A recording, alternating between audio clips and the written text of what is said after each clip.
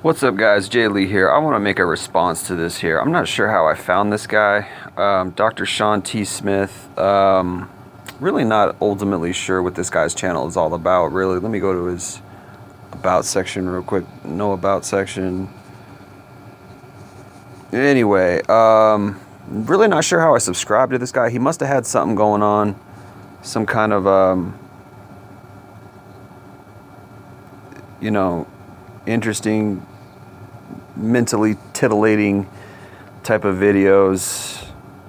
Oh, okay, that's right. So I think I found him on the 21 convention somehow. So he talks about hypergamy,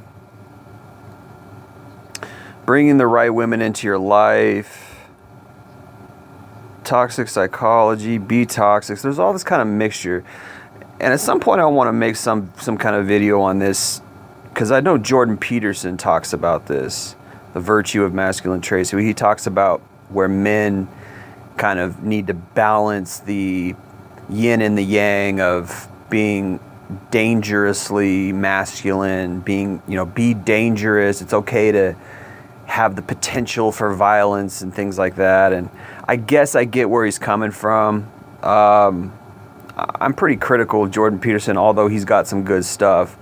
That's just kind of how it goes in the manosphere. There's a lot of like good information mixed alongside a lot of like kind of iffy information, kind of information that's like, I don't know if that's really putting. Well, that's a good video probably. How feminism makes women unhappy and undateable. Never date a real feminist. All right, so I guess it stands to reason why I subscribe to this guy.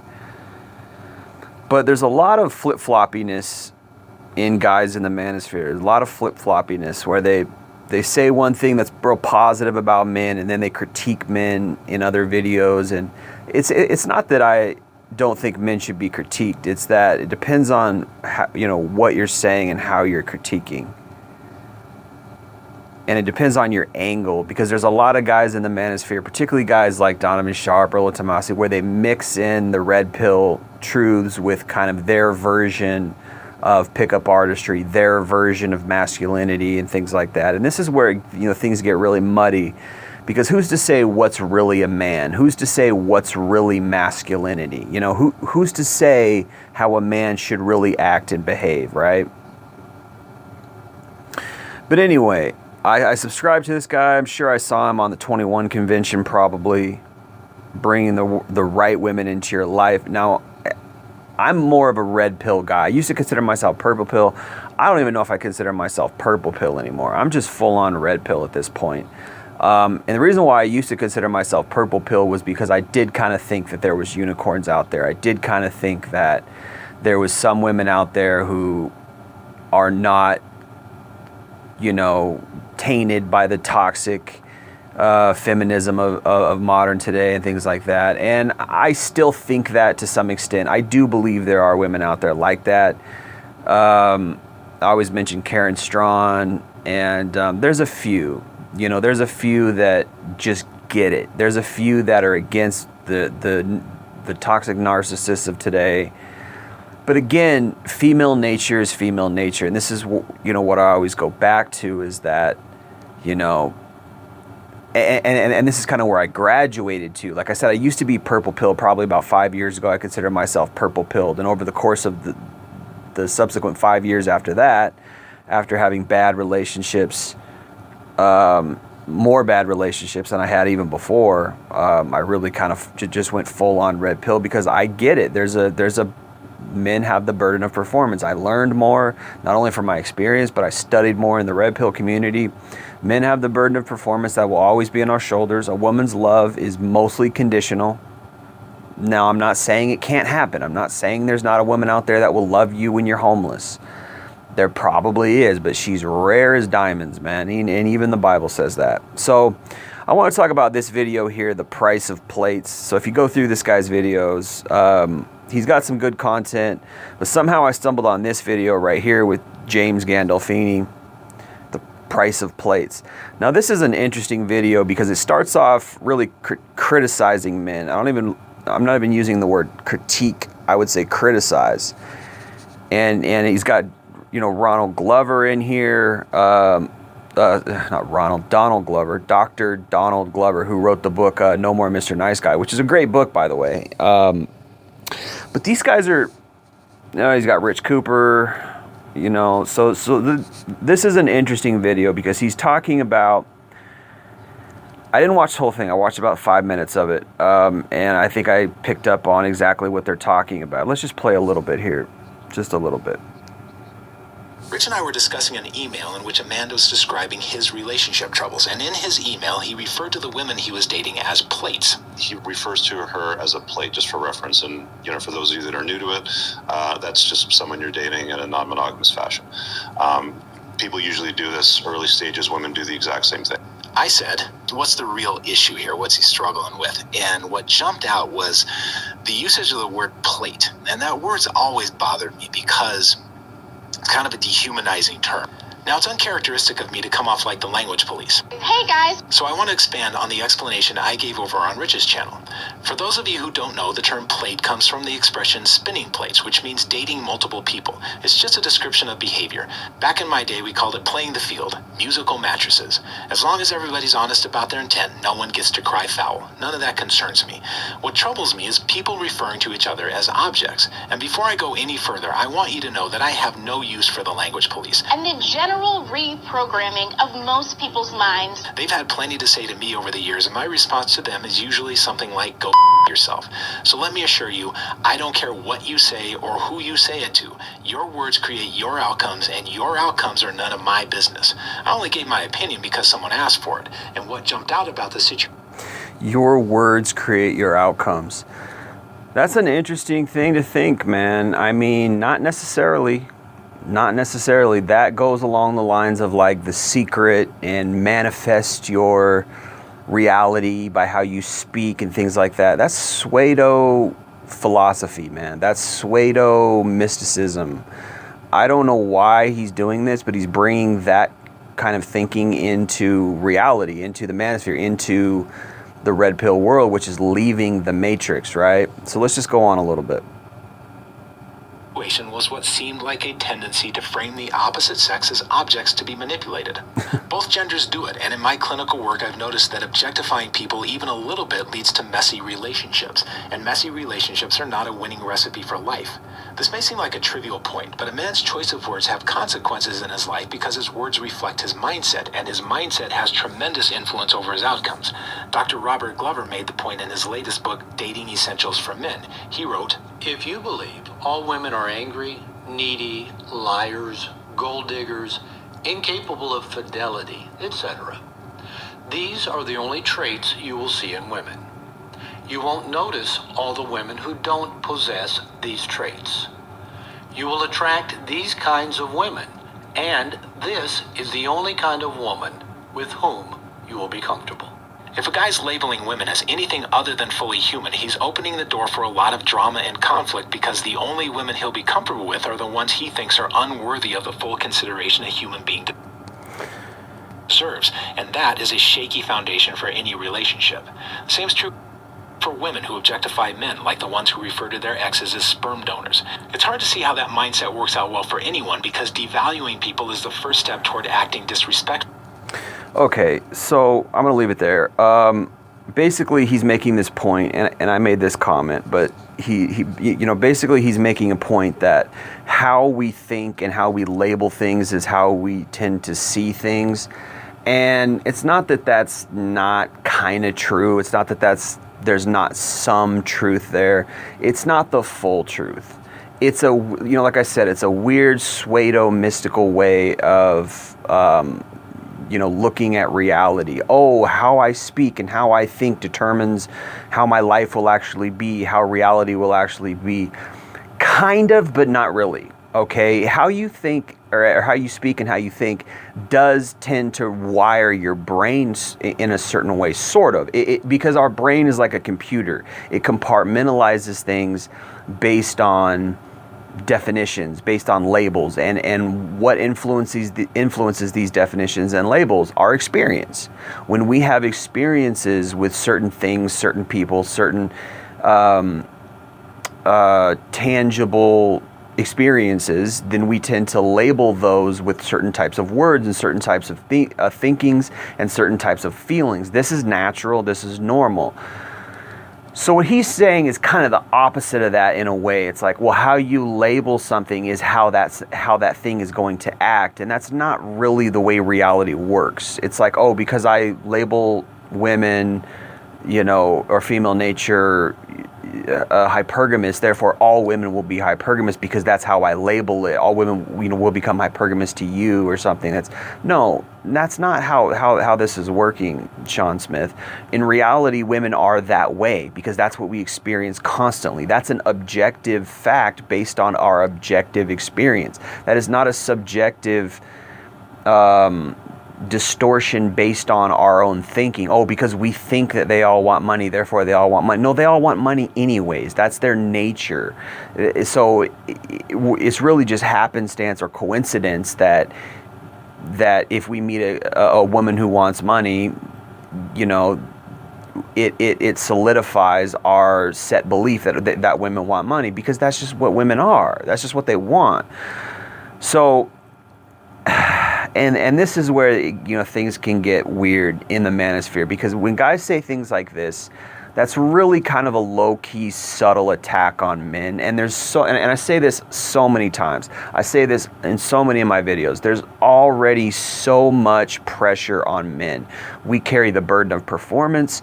We carry all the burdens. We carry the burden of talking to the woman, of wooing her, of getting her to fall in love. She does nothing. Women do nothing. They sit, just like Rich Cooper, who we saw in here a second ago, just like Rich Cooper says all the time, they sit at the finish line, they hang out at the finish line and have sex with the winners. They fuck the winners. They marry the winners. This is female nature. It's hypergamy. This is what we talk about. Okay?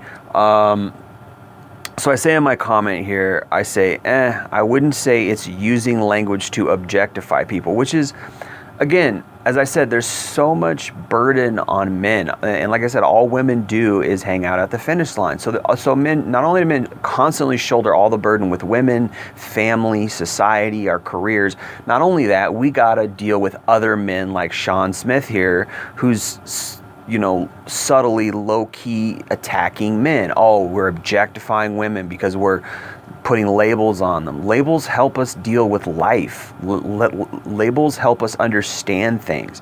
I wouldn't even call it a label. It's just our experience. It's empirical evidence, okay? These are things that we go through in our life, and when we make videos and we put out videos using certain type of red pill rhetoric, it's how we can define things. And other men listen to that and listen to those videos, listen to that rhetoric and those definitions, and they go, yeah, that makes sense. That's my experience too. Yeah, it is like this. Hypergamy is real. Oh yeah, my girl cheated and blamed it on me too. Yeah, my girl dumped me and chased this other guy who made more money than me. Like these are all of our experiences. This is why the red pill is popular. It's not because it's some sway to, oh, we're creating our own reality. Like, no, this is how women are. These are patterns. These are trends that we see in behavior. This is from our experience. Again, empirical evidence. So I say, I wouldn't say it's using language to objectify people, more like simply describing patterns in behavior. Is it all women who do these things? No, but these behaviors are common trends, which is why so many men are saying the same things. This is what we experience. Again, if something happens again and again, if we know subconsciously or even just in our near consciousness that women choose guys who have money, women choose guys who have resources, women choose guys who are successful. Why is that? It's not because we're labeling them like that. It's because that is our experience. It's because that is what we are experiencing with these women again and again. So these are called patterns. And what do patterns tell us? Patterns tell us something deeper, such as nature, such as culture, okay? Even the word trends. Trends is something that is a pattern. A trend is a pattern. What do patterns tell us? They tell us this is how something is. This is how somebody behaves. If, for instance, somebody steals over and over, that's a pattern. So what do we label that person as? We label him or her a thief. We call that person a thief if they have patterns of stealing. And even deeper than that, what would we say? We say, well, that person's nature is to steal something. That person's culture or his behavior, which is something set and ingrained, something that's deeply ingrained, is a common trend, right? So if that person is constantly stealing and it's common for that person, we would label that person a thief, because that's their nature, that's their character, is to steal, you see? So it's the same with women. It's not that we are creating our own reality by using these objectifying terms like spinning plates, or that's the example he used, but he's talking about something deeper. He's talking about he's kind of really attacking men and saying men are kind of being toxic by using these labels, and we're objectifying women. Oh, she's a plate. I mean, it's just a way to describe a dating experience. Your dating experience is that you date multiple women. You call them plates. That's all there is to it. It's not objectifying someone. Is that woman a person? Sure, but she might not be worthy of dating us. So we just say, oh well, yeah. And women constantly do it to men too. Women say, oh well, this guy is just a loser. He's just that, like he says, in the video that women objectify men too. Oh, he doesn't have that much money, so I would never date him. And I think someone recently said that women have a man has a list of what he wants in a woman, and it's like less than five standards. He has 5 standards that he wants her to basically live up to in a long-term relationship, an LTR, whereas women have 100 to 300 standards that they want a guy. And so women do it way more than men, right? But nobody calls women on it. Nobody calls women on the carpet. Women are constantly labeling and objectifying men. Oh, he's poor. Oh, he doesn't have that much money. Oh, he drives a crappy car. Oh, he's not very tall. Oh, he's overweight. He's this. He's all these things that they disqualify us over, right? But yet a man uses one word like a plate or what, and it's what he's really getting at is he's trying to attack the pickup artist community, because the pickup artist community is the ones who really use a lot of these type of labels, such as sets and HB Hot Bitch 8 or Hot Bitch 10 or whatever, or they use the word target for a woman that they're going to attempt to game. They call her a target, and PUA is the one who even, I think, coined the term plates, right? A plate, again, like they say in this video, is just dating multiple women, spinning plates. And it makes sense, because it's hard to spin multiple plates, right? It takes attention, effort, skill. It's difficult to do. It's a difficult thing to do. That's why they put it in the circus, because it takes skill to join the circus. You have to have an act. You have to be able to juggle. Spinning plates is kind of like juggling. So it's not objectifying women. It's spinning plates is a way to describe a scenario, describe a situation where you're dating multiple women. I mean, it's just a stupid thing to be nitpicky over. It's a stupid thing to claim that men are objectifying women. I mean, who uses that type of language? Oh, you're objectifying women? Who uses that type of language? Feminists do. So here we have a guy, Shawn Smith, who's in the manosphere. I think he's even a doctor. Let's see. Yeah. Dr. Shawn T. So this guy's a doctor, and he's trying to, maybe trying to help men by saying, hey, you're the way you view women is toxic. And it's like, buddy, we go through so much shit in the dating world. We go through so much shit in the matrix. We go through so much shit in our careers, in everyday life as men. Everything, all the pressure's put on us. It's not put on women. The last thing we need is for some Dr. Shawn T. Smith to come in and tell us that we're being toxic by objectifying women, man. I mean, anyway, maybe he's got some good videos here. I'm not sure why I subscribed to him. Like I said, this video just popped up in my feed, and I just watched it, and I just thought, man, that's the last thing we need. We don't need any men attacking men, and it's so common. I mean, women, we've already got enough. Maybe he's got some good videos here. I don't know, but I don't watch this stuff in depth. But we've got enough battles that we fight as men, and you're here frickin' trying to tear us down more. Never date a real feminist. Yeah, that's a good video, probably. Happy wife, happy life syndrome. Yeah, we don't want to be beta and all. I mean, it's probably got some good videos here, but the last thing we need is for you to tell us that we're creating our own misery because we label women or something. It's our experience. It's just how we define patterns. It helps us. It's how we can learn more about the red pill. We use these terms and these labels to define things because this is our experience, and other men are like, yeah, that's my experience too. So I hate videos that make men question themselves. That, oh, maybe I'm the wrong one. Maybe I'm the one who. And this is how women gaslight men too. This is how women gaslight men. I mean, this is essentially gaslighting. Oh, your experience is wrong because you're maybe you're internalizing. You're an internalized misogynist. You don't even know you're a misogynist. I'm trying to help you, and you're objectifying women. It's just like, shut the hell up, man. We have enough problems. But anyway, all right, I'm gonna leave it there. Appreciate you listening. It's been Jay Lee with Northwest Podcast. Peace.